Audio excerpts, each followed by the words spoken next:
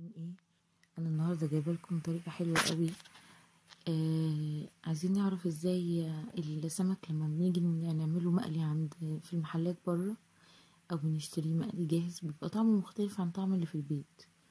فشفت فيديو على التيك توك وقلت اجيبه لكم، فيديو صاحب مطعم بيتكلم عن خلطه اسمها التلحيسه. ايه هي التلحيسه دي؟ تعالوا اقول لكم. هما الاول دلوقتي بيقولك ان هو بينقي السمك يكون طازه وكويس زي ما انتوا شايفين شكله كده، حاجه تفتح النفس. بيتبل السمك بتاعه بتتبيلته اللي هي شبه تتبيلتنا بس زايد عليها المستردة. هو بيحط الثوم والكمون والملح والفلفل الاخضر وبيحط عليهم مستردة، تبلهم وركنهم على جنب. دلوقتي بقى بيعمل التلحيسه اللي بيقول عليها. بيجيب دقيق وبيجيب ليمون وبيعصره زي ما انتوا شايفينه كده. تمام. هو الكمية طبعا دي كبيرة بالنسبة لنا احنا في البيت، احنا اكتر حاجة ممكن نعملها لأسرتنا يعني تبقى 2 كيلو ولا حاجة. فكمية الدقيق دي هو بيتعامل على انه مطعم فبيقلي بيها ياما يعني. فالمهم ان هو ضاف اهو المكونات عبارة عن كركم وكمون وملح، شوية ملح كده صغيرين، وبهارات سمك.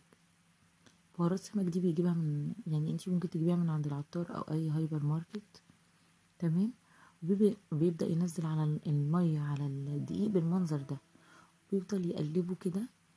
هو بيقول بمضرب سلك ماشي زي ما هو بيعمل كده تمام، بس هو مش عايزه تقيل كده، فبيبدأ يخففه زي ما انتوا شايفين. هو أشبه ان هو يكون مية مخلوطة بالدقيق يعني، خفيف خالص زي ما انتوا شايفين. هو ده القوام اللي هو شايفه كويس يعني كده. متضاف ليها للدقيق ليمون وكمون وكركم وشوية ملح وبهارات سمك. تمام. اهو بصوا يا جماعة، هو بيقول بصوا هو دوت القوام اللي هو عايزه. هو زود بهارات كمان، ان هو زود بهارات السمك كمان علشان تديلها طعم. تمام. بيقول ان السمك طبعا علشان يبقى طعمه حلو زي ما انتوا مستنين ان هو يطلع يعني لازم تسيبه في التتبيلة شوية. والتتبيلة بتاعته جاهزة زي ما قلتلكوا اهي، محطوط على السمك، بس هو عامل شقة في السمك كده عشان التتبيلة تستفاد يعني هي تدخل جوه جسم السمكة. بصوا الدقيق بيحطوا جوه قلب السمكة، مش زي ما احنا بنعمل. انا اول مرة اشوف كده بصراحة. انا كنت بعمل دقيق بره بس هو بيغطي الدقيق حتى جوه، بيفتح قلب السمك وبيحط فيها الدقيق. تمام. وبيسيب الدقيق بصوا بالمنظر ده، يعني هو بيسيبه جوه السمكة علشان السمكة تقدر تستفاد تشرب دقيق كويس. تمام. بعد كده بيبدأ ينزل الزيادة بتاعت الدقيق. هي دلوقتي التلحيسة دي موجودة وهو بدر السمك بالدقيق. تمام. زي ما احنا بنعمل عادي. المفروض ان احنا بقى بناخد بعد بنحطها في الزيت على طول. لا، هو بيقول بصوا يا جماعة، حاطط الدقيق جوه وبيقول سيبوا الخلطة زي ما هي، ما تنزلوهاش من جسم السمكة عشان تحتفظ بطعم التتبيلة جوه السمكة. تمام. وشقق السمكة من ظهرها علشان خاطر تشرب من التتبيلة. تمام. هو دلوقتي خلاص بدر السمك بالدقيق، وهيبدأ يعمل ايه؟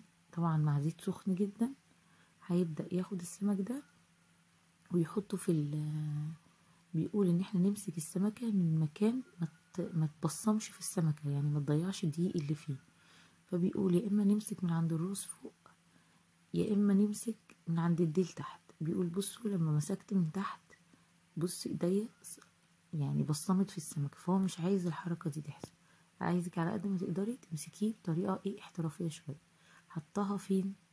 حطها يا جماعة في التلحيسة دي، وبعدين طلعها على زيت يكون سخن. ودي النتيجة.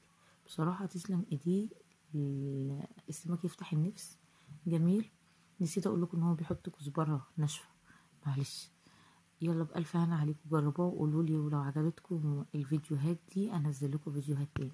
يلا تحياتي لكم، السلام عليكم ورحمة الله وبركاته. ايه انا النهارده جايبه لكم طريقه حلوه قوي. عايزين نعرف ازاي السمك لما بنيجي نعمله مقلي عند في المحلات بره، او بنشتري